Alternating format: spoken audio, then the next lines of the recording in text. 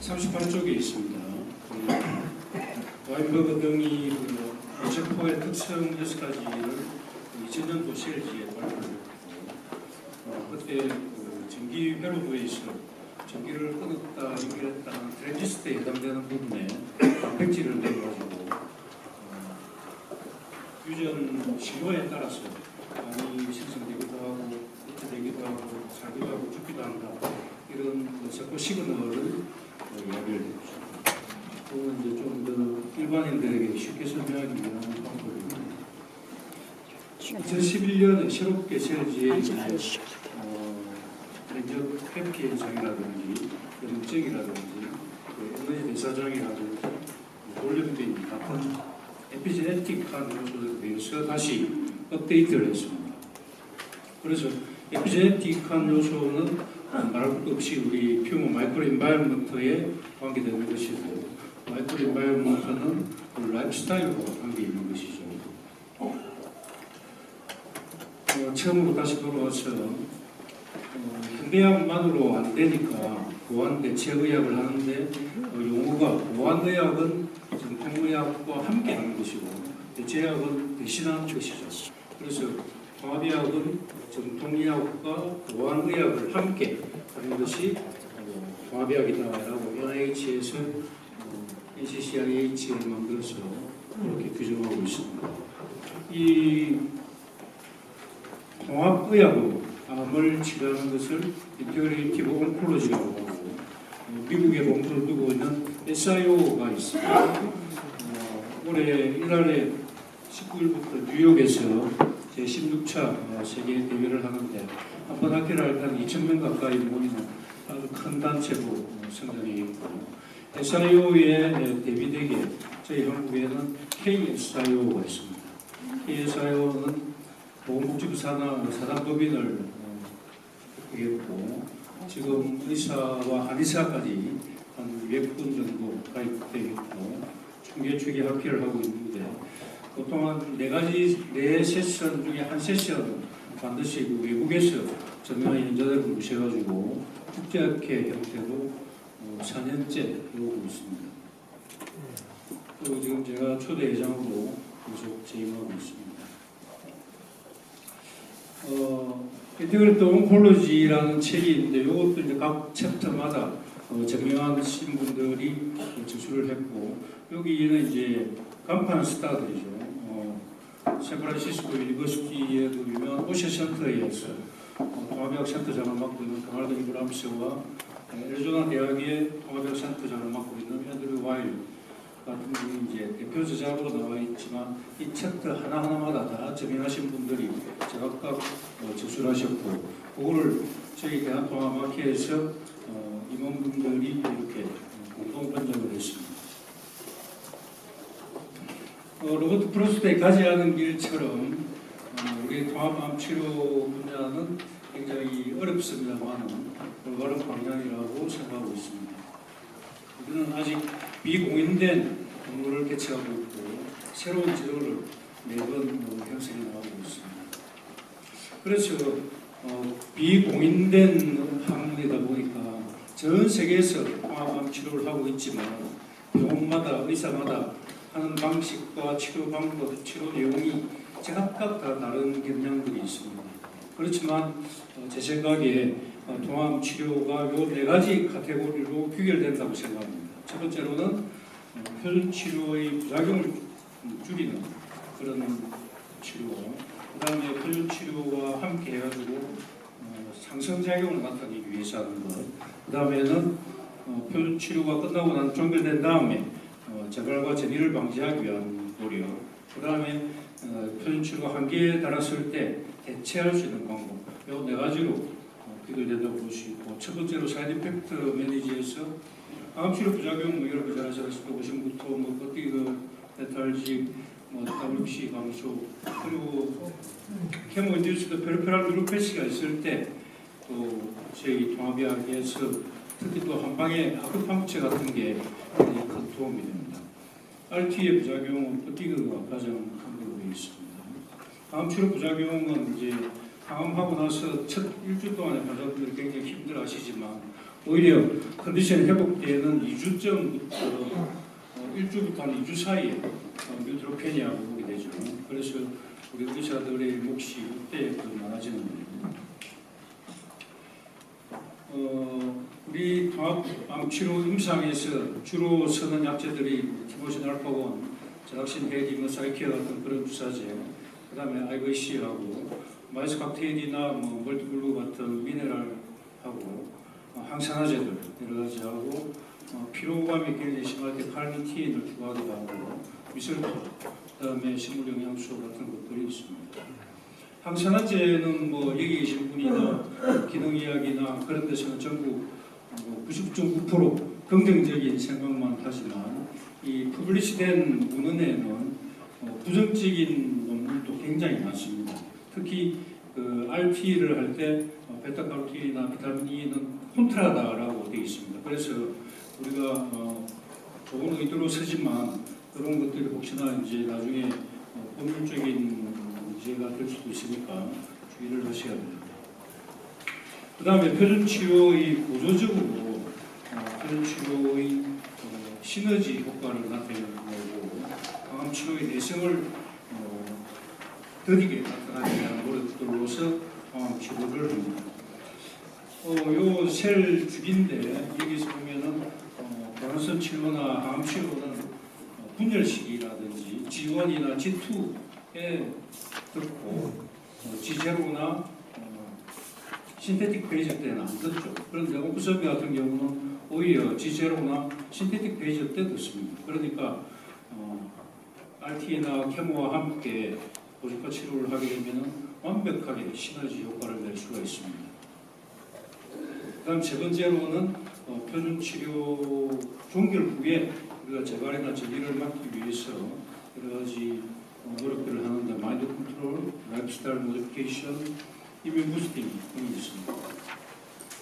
잘 아시다시피 암이 1cm라고 하지만 이미 암세포 숫자는 10억 개고 이때까지 암세포가 생겨서 8년이 지난 시기라는 말이고 이때 이미 50%가 전멸됐기 때문에 표준 치료로 아무리 암을 잘 드러낸다 하더라도 암이 생길 수밖에 없었던 어떤 근본 원인을 라이프스타일을 교정하지 않는다면 언젠가는 재발할 것이라는 것은 자명할 것입니다.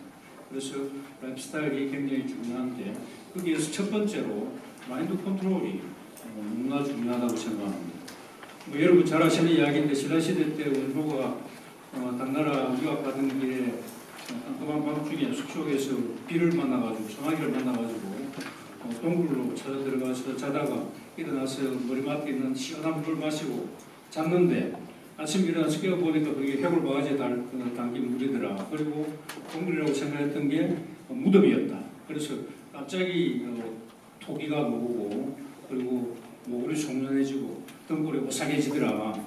그래서 같은 물질이지만 내가 어떻게 받아들이냐에 따라서 상황이 달라진다.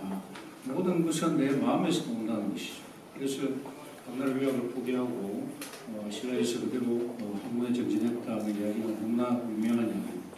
그리고 또 유명한 이야기가 엘리자베스 큐블로스가 이야기한 이 답다의 형태를 부정, 분노, 타협, 우울, 수용 이 단계를 우리가 암 걸린 환자들이 이런 단계를 하나하나 밟을 수도 있고 뛰어넘을 수도 있지만 어쨌든 이런 단계를 밟는다는 것이고 요로 앞에 4단계에 있는 환자분을 봤을 때 우리가 당신이 그렇게 겪는 것은 당연한 거다.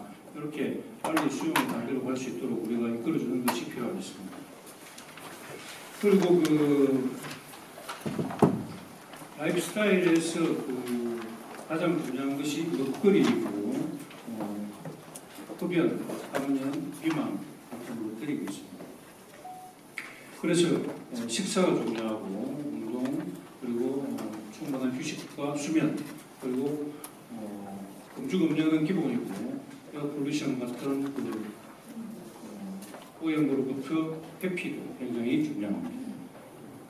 식사는 나중에 또 뒤에 여자분께서 하시겠지만 채식 위주로 하고 파이버를 많이 먹어야 되고 레드밋을 피하고 GMO나 MSG, 칼시노겐을 피하고 아무리 좋은 재료를 하더라도 가공을 너무 많이 하게 되면은 또 안 좋은 식품으로 바뀌죠.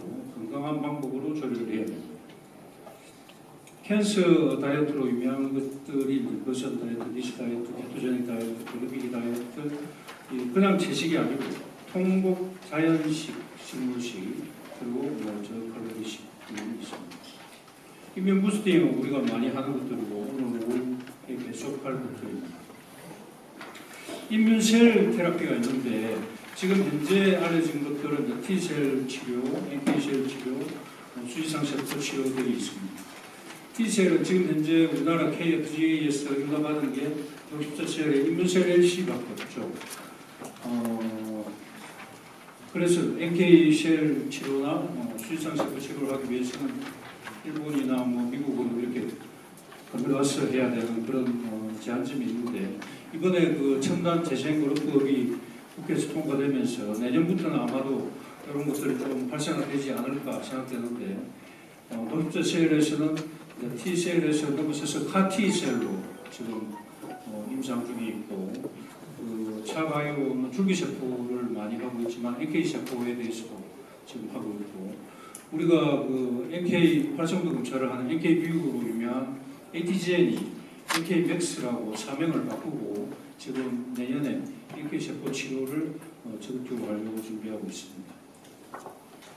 그 다음에 이제 표준 치료를 대신하는 치료로서 이게 이제 우리 통합의학 의사들이 가장 역할이 큰 역할을 볼 수 있는데 대부분의 사기암 환자들은 자기가 항암으로서 완치가 되지 못할 것이라는 것을 잘 알지 못한다는 것이죠. 그래서 대학병원에서 항암치료 받으러 오라 하면 마치 범생처럼 계속 병원에 왔다 갔다 하다가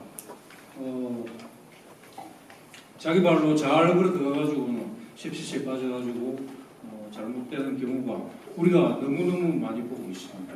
그래서 표준 치료를 계속 하다가 나중에 안 되면 호스피스 치료를 하고 그럴 것이 아니라 처음부터 통합의학 치료를 꾸준히 잘 관리해 나가야 되고 어느 순간에서는 현대의학 표준 치료보다 통합의학을 더 적극적으로 하는 그 단계가 필요하다고 생각하는데 지금 현실적으로 이 통합의학의 이 전력을 기울이기가 굉장히 어렵죠.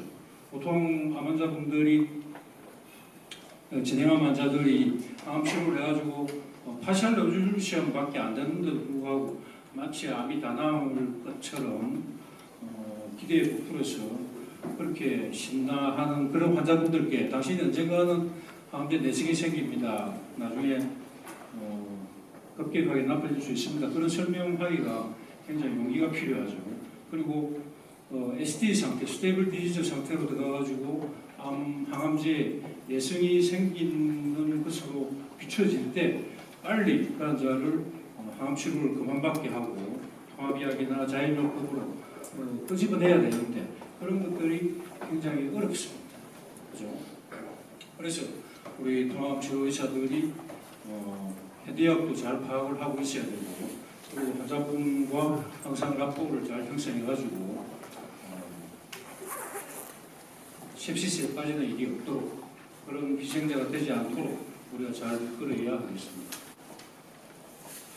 요거는 그 터키 이스탄불에서 나온 논문인데 2017년에 트리플 네거티브 브레스트 캔서 사기 환자 그런데 메타볼리칼리 스포티드 케모테라피 이거는 하루 동안 금식을 시키고 그 다음에 저용량 인슐린을 주어가지고 하이포글라이세믹 상태로 만드는 상태에서 케모테라피를 하고 그 다음에 또 계속적으로 저혈당을 유지하기 위해서 케토제닉 다이어트를 주고 그 다음에 고주파 치료를 하고 그 다음에 고압산소 탱크 치료를 하고 그렇게 했더니 불과 4개월 만에 펫CT상에서 컴플리트 레졸루션이 왔다. 그렇지만 2달 더 치료를 그렇게 똑같이 하고 6개월 뒤에 이제 마스텍토미를 해가지고 조직 검사를 해봤더니 조직학적으로도 완전히 CR이 되었더라라고 발표를 했습니다. 그래서 펫CT 사진을 보면 레프트 브레스트 캔서가 있고 멀티플 메타가 있었는데 깨끗하게 불과 2달 만에 깨끗하게 좋아지는 그런 결과를 볼 수 있습니다. 이 뭐 터키에서 나온 논문 별로 주목받지 못할 건데 이게 공동 저자로 토마스 세이프리드가 있잖아요. 우리가 모든 뭐 여기 계신 분 대부분 다 읽어보셨겠지만 암은 대사질환이다의 저자죠. 그래서 이 논문에 대한 그 신뢰도가 갑자기 급상승하게 되었습니다. 그리고 이 똑같은 저자들이 2년 뒤에 또 발표를 했는데 non-small-cell lung cancer 메타가 된 경우에 똑같은 치료를 해가지고 활용할 만하게 보전이 되었다라고 발표를 하고 있습니다. 앞에서 강아지 구충제 얘기를 했는데 펜펜다졸은 마이크로튜브에 작용을 하죠. 그런데 마이크로튜브에 작용하는 이 기존 항암제들도 많이 있습니다. 그런데 마이크로튜브에 작용하고 P53 액티베이션 시키고 또뭐 글루코스 업테이크를 줄이고 뭐 이런 여러 가지 작용으로 항암 효과가 있다고 합니다. 미국 제품이 파나코르고 한국 옴드코가 있는데 설명하겠습니다. 그리고 이영철 회장님께서도 말씀하셨지만 여러 가지 공식적으로 비공인된 치료법들이 많이 있습니다.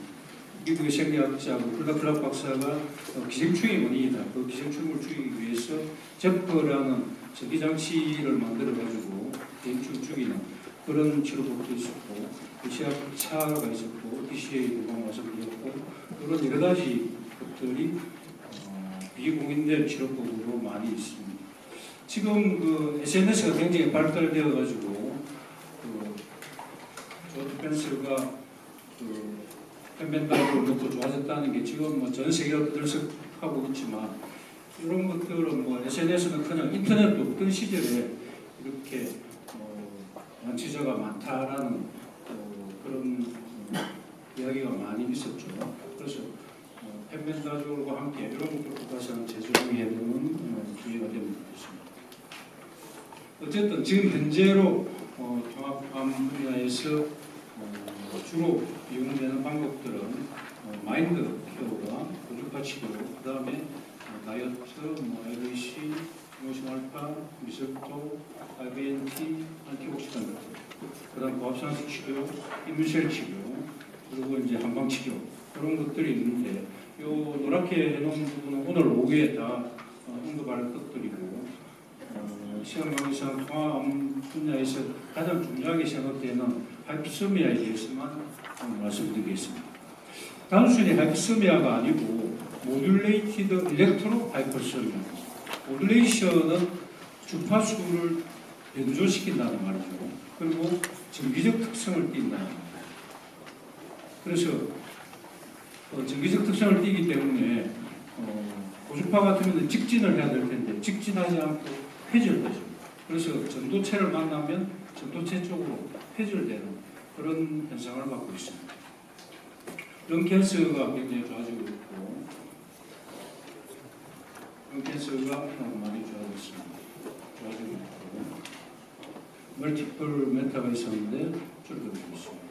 런캔서에서 이제 RT 단독과 RT와 고주파 치료를 병행했을 때 이 프로그레션 프리 서바이벌이 굉장히 30% 이상 증가가 되죠.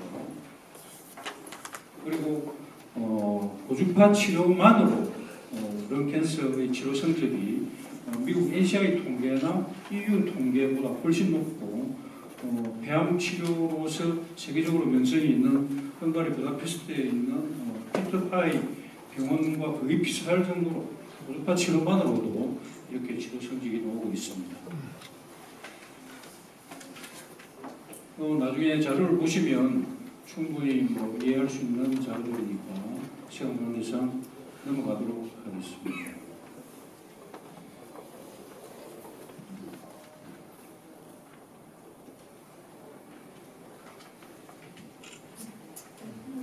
거의 모든 암에 대해서 스터디가 많이 되어 있고 그 결과를 보면 대개 한 30% 정도 치료 성적이 향상되는 걸로 결과가 나와 있습니다. 그래서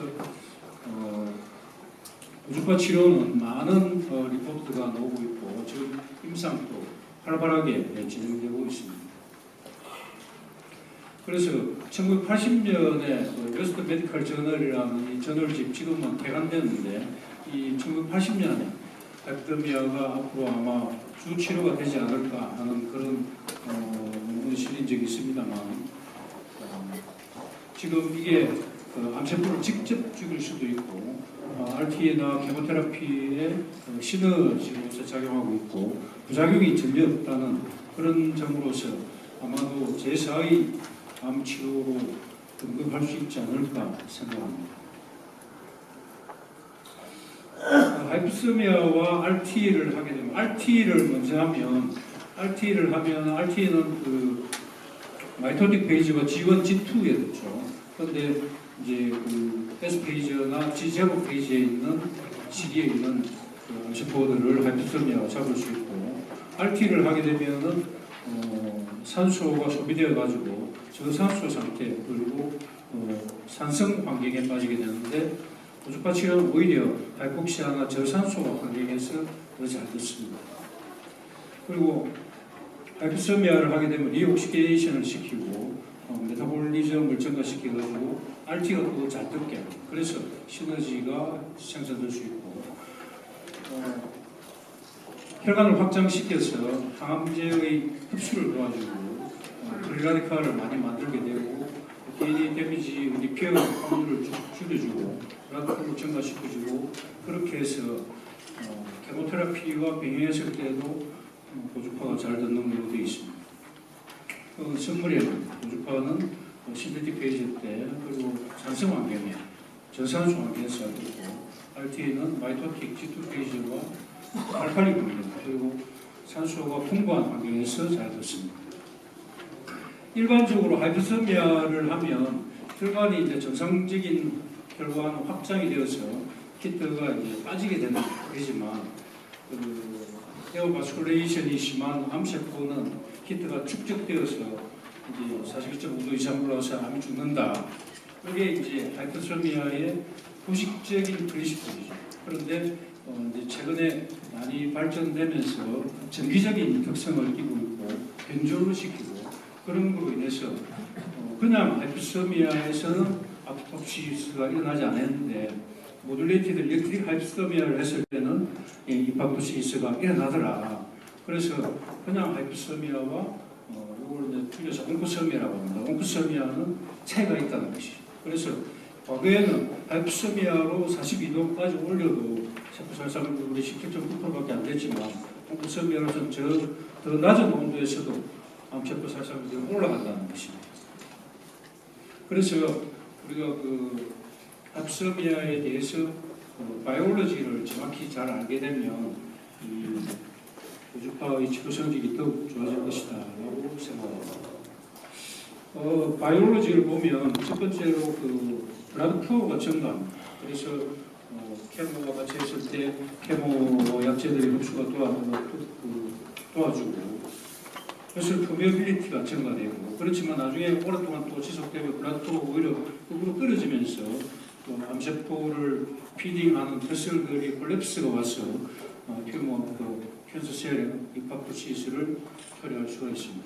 희석 프로테인이 생겨가지고 이에 대한 내성이 생긴다고 하죠. 그래서 희석 프로테인 HSP 이니비터를 같이 주면 고주파 치료의 성적을 향상시킬 수 있지 않을까 그렇게 연구했던 적도 있고 그 플루이디티와 퍼메빌리티를 증가시켜가지고 항암 효과를 증가시키고 오히려 또 아까 그 열에 대한 내성을 만들었던 HSP가 오히려 면역을 증강시켜가지고 전신적으로 면역 증강 효과가 있다. 그리고 DNA 리페어를 더 줄여가지고 암세포의 살상을 더 도와준다. 그런 마이크로바이올로지를 정확히 알고 있으면 되고 HSP 이니비터로서 개발된 약제들이 많이 있습니다. 그래서 그것들과 고주파를 함께하면 치료성적이 좋을 것이다. 그리고 그 중에서 또 폴리페놀 같은 것은 우리가 그냥 또 항산화제로 많이 먹고 있는데 고주파와 같이 함께하면 도움이 될 거로 생각해서 우리 국내에서도 보통 그 페르세틴이나 쿠큐민 같은 것들을 고주파와 함께 많이 쓰고 있습니다. 그리고 그 야마의 달선 늑대처럼 암세포가 인면 에스케이프 현상이 일어나는데 그런 것들이 고주파를 통해서 안티젠 프리젠 안티겐 프레젠테이션을 더 증가시켜가지고 NK 세포나 T 세포나 수의성 세포의 그 암세포가 더 잘 디텍트 되게 하는 면역을 증강시키는 그런 효과도 있습니다. 그 고주파 치료의 효과가 어떻게 하면 더 좋아질 수 있을까? 그걸 연구를 많이 하고 있는데 그 비타민 C와 연구가 많이 되어 있습니다. 그래서 비타민 C가 그 사이토톡식한 컨센트레이션 되지 않는데도 불구하고 고주파와 같이 하면은 효과가 더 좋아지더라. 그리고 고주파를 했더니 비타민 C의 농도가 더 올라가더라. 그리고 소듐 아스콜베이트가 아스콜베이시보다는 더 효과가 좋더라. 그리고 열을 가했을 때 ROS가 생기는데 이게 비타민 C를 써서 오히려 또 방해하는 것은 아닐까 주의하자 이런 논문도 있고 티모신 알파에 대한 논문은 없었습니다. 케이스 리포트 하나 있는데 다른 치료와 여러 가지 병행했기 때문에 정확히 알 수가 없고 미술토도 논문이 수천 편 있지만 탈피스미아와 병행된 논문은 거의 없습니다. 그리고 그 고압산소 탱크가 고주파 치료와 병행했을 때 효과가 좋아지지만 고주파 치료는 저산소 환경에서 잘 들으니까 고주파 치료를 먼저 하고 고압산소 탱크 치료를 순서대로 해야 된다. 그리고 오토파지가 암세포가 생기지 않게 하는 작용을 하지만 일단 생긴 암세포가 또 아파토시스를 일어나게 하는 걸 방해하는 그런 작용을 하기 때문에 오토파지 이니비트를 같이 주면 고주파 치료 성격이 더 좋아지더라. 그런 논문도 있었고 데드레틱 셀 테라피를 연쇄시킨다. 그리고 어떤 약제가 주사님을 써가지고 하이퍼토미아의 효과를 올리는 방법으로 나노 파티클에 대해서 한때 굉장히 많이 연구들을 하다가 지금은 조금 시들하고 있습니다. 그리고 인면 증가 효과로서 로컬로 치료했지만 전신적인 인면 증강 효과가 있다는 것이고 그건 요약이고 이거는 고주파 치료의 요약입니다. 또 시간 관계상 이거 보시면 충분히 이해할 수 있을 것이라 생각합니다. 그래서 통합 치료의 목표는 암세포를 죽이고 면역을 증강시키고 염증을 줄이고 대사를 증강시키고 회복을 하고 그런 목적이 있지만 일반적으로 통합치료병원에서는 라이프스타일 모디피케이션에 대해서 특히 마음과 식사에 대해서 강조를 하고 하이퍼토미아를 주로 치료를 하는데 하이퍼토미아의 효과를 올리기 위해서 또 여러 가지 방법들을 쓰고 있고 이뮤 부스터와 IVNT를 하고 필요하다면 면역세포 치료를 합니다. 그래서 모든 환자들이 암 서바이버가 되기를 기대합니다. 감사합니다.